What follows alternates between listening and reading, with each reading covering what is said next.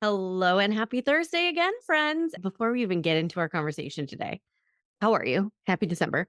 Also, I need to briefly move my mic and then briefly move myself because if you're watching, you can see two of three dogs are in the room with our podcast today. The littlest one and the biggest one. Clive, who many of you know is my favorite, prefers a lot of alone time. He takes after me. So he's doing something somewhere in his own personal space right now. All right. We're going to talk today about decisions in advance, something that we have mentioned in many, many podcast episodes, but we've never given it its own episode. And this idea has come up so often in client sessions lately that I took that cue from the universe and said, yeah, we need to make this its own episode. So we're going to break it down. I'm going to tell you how I'm using decisions in advance for the rest of this calendar year, which it still counts. We're not there yet. There's a whole lot of life to live, and how I'm using it for next year and how I invite you to use it, not just for this season, not just for holidays or big trips or big events like New Year's, but for anything. A dinner on a Tuesday, a really important client pitch, whatever you got going on. Colby has lost interest and he has exited the premises. So the ability to decide in advance in the way we're going to talk about doing today capitalizes on such powerful forces as visualization and confirmation bias and everything else that leads us as humans to create what we think of. Visualization, of course, is a practice really popularized and I think validated by professional athletes. I think it used to have a lot of, what's the term I'm looking for? Woo criticism until professional athletes helped familiarize the population with the science behind visualization, which is the more you create specific imagery in your mind of experiencing something, and the more you rehearse that experience mentally, the more you activate the neural pathways in your brain that are activated in reality by doing the thing in reality. So, really visualizing an experience as you want to have it is creating muscle memory. It's strengthening your decision making in that future moment. It's priming you for success in the case of athletes, and also success in terms of creating what you want to experience. Confirmation bias, as discussed in episode 126, means we are prone to believe what we already think.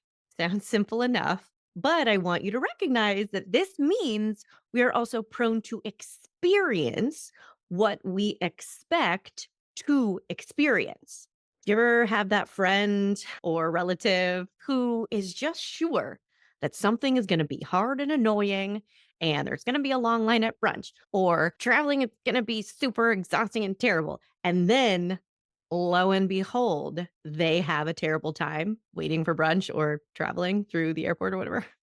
So I want you to just think about how powerful those forces are on their own. Visualization, confirmation bias, influencing what we experience in real life. This is stuff that is translating from in our heads into the reality that we experience around us. And then I want you to think about how influential that could be in, say, a job interview or a client pitch or a first date or a test, let alone things in our everyday holiday experience right now, like family dinners and interstate/international travel and holiday parties. Okay, so we're laying the groundwork for our skill that we're talking about today, deciding in advance.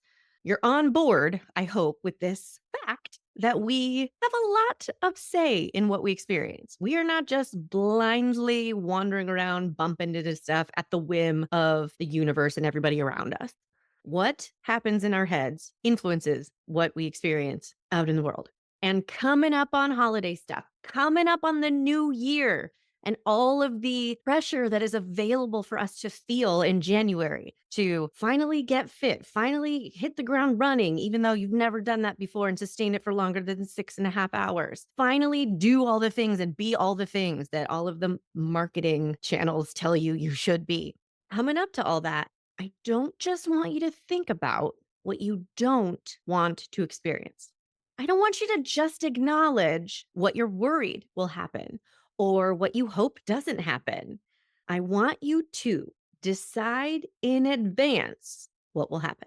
How will you feel? what will you experience? Okay, is there a little woo criticism coming up? Does it sound like I'm asking you to behave like a witch? Perhaps. So let's continue breaking down why this makes sense and actually works.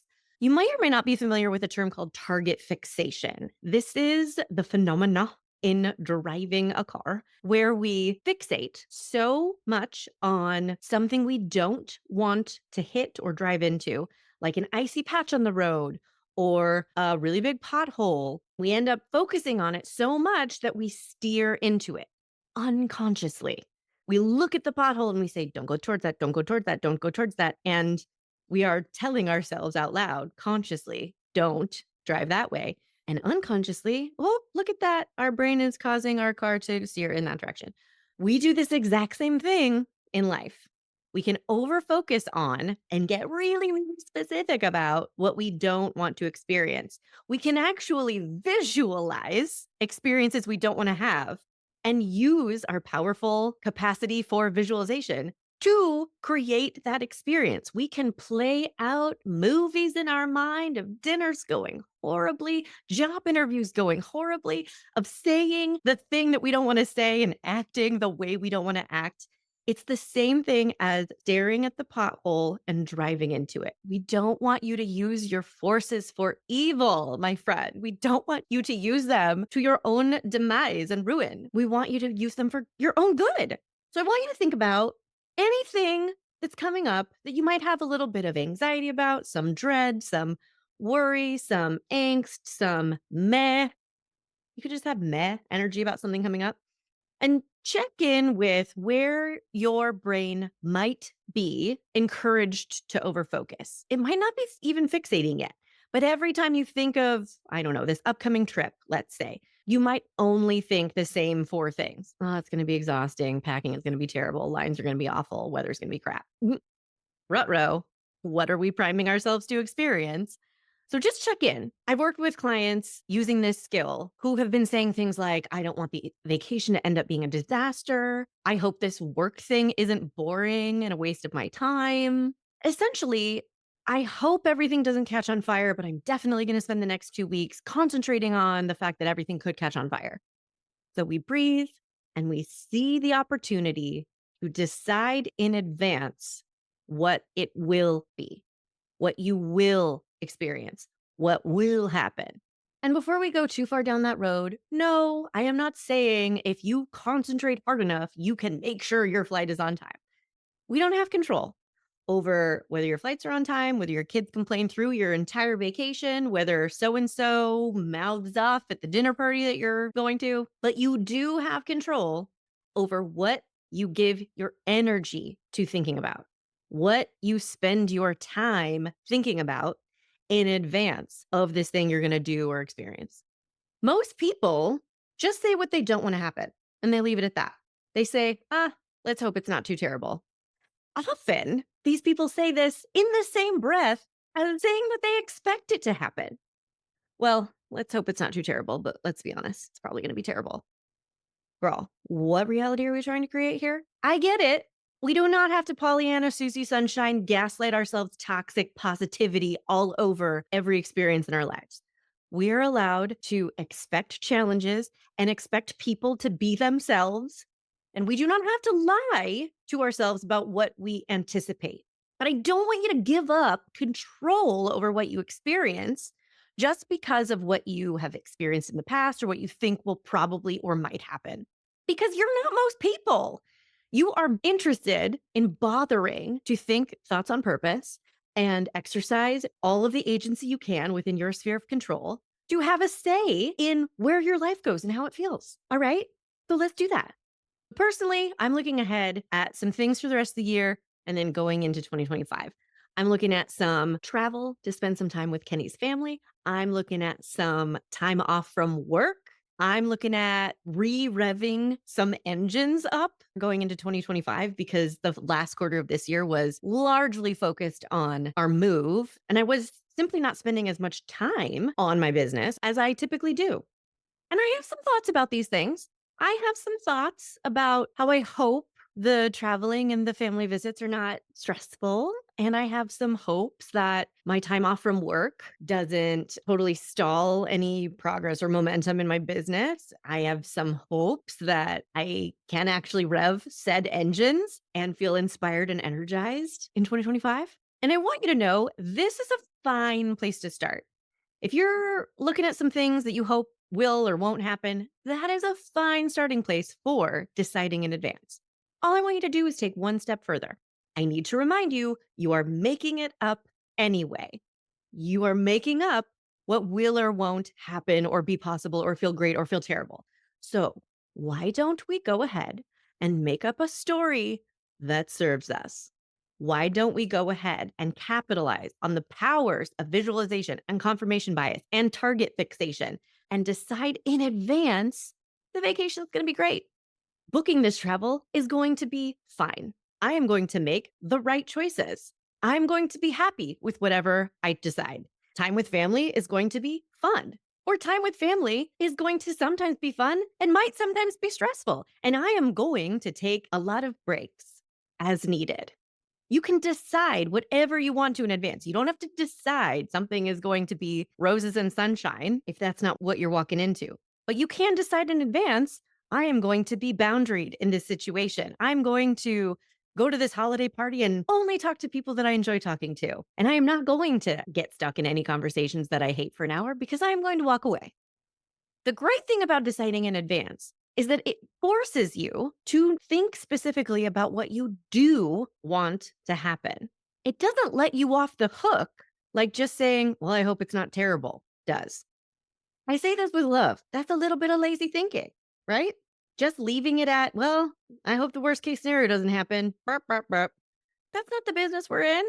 Deciding in advance actually makes you think about how you do want it to feel, what you do want to experience, how you do intend to act, not just what you hope doesn't happen. And bonus points, it just might clue you in to anything you might need to do now to set yourself up for that success. Might you need to take breaks with whatever family you have coming into town or that you're visiting soon? Great. Well, you can decide in advance that that's going to be totally okay and you're going to do whatever you want. You might also give your partner a heads up so they're in on your plan with you. Have you decided in advance that this holiday party is going to be a great, fabulous use of your time because you're only going to have fun, interesting conversations and you're not going to get stuck in anything that you don't want to be in? Fabulous. That might clue you in to think about an exit phrase whenever you might need it in the night. Another angle on this skill, another spin on it that I really love is giving yourself the gift of hindsight. Almost project yourself into the future as if you're looking back on this experience and just think about what are you going to be so pleased about? What are you going to be so grateful to yourself for? What are you going to be so proud of doing or not doing? Or just think about how do you want to feel at the end of this holiday party, at the end of this travel experience, at the end of this visit with family? Do you want to think you made the most of your time? Do you want to think you gave something your best effort? Do you want to look back on this experience and know that you focus more on having a good time or whatever than worrying about everybody else's opinions or taking care of people that really didn't need taken care of and neglecting yourself in the process? I'm telling you, every time I have asked a client to play along and take something they're worried about being hard or being challenging or being stressful and really just give some thought to what can I decide in advance about this, it has paid off. And I got to tell you, it saves a ton of time and energy because you know what you're not going to spend the next 2 weeks doing? Having the same unproductive worry thought about this thing that you don't want to happen. Okay, I heard you for the 19th time in a row today. I hope the blank, blank, blank isn't stressful or annoying. You can bypass that whole looping conversation with yourself by deciding in advance it's going to be great. Because the subtext of that decision is I know what I do and don't have control over. If you're angsting about your flights being on time or so and so being on a bad mood the whole trip or whatever you're angsting about, the most productive conversation you can have with yourself is what do I have control over? And that little talk with yourself to decide in advance, it's going to be great. is really you saying, you know what? You don't actually have control over if the flights are on time or not. So it's not a good use of your time and energy to worry about it. Why don't we just trust that we'll deal with it when it comes? Or, you know what? So and so being in a bad mood the entire time is their prerogative and we don't have control over it. So we're not going to worry about it and over focus on it and then unconsciously do things to help create that situation. In reality, we're just going to decide in advance it's going to be great. You know what's most likely to happen when we decide in advance it's going to be great? We're going to unconsciously do things to steer ourselves into that experience.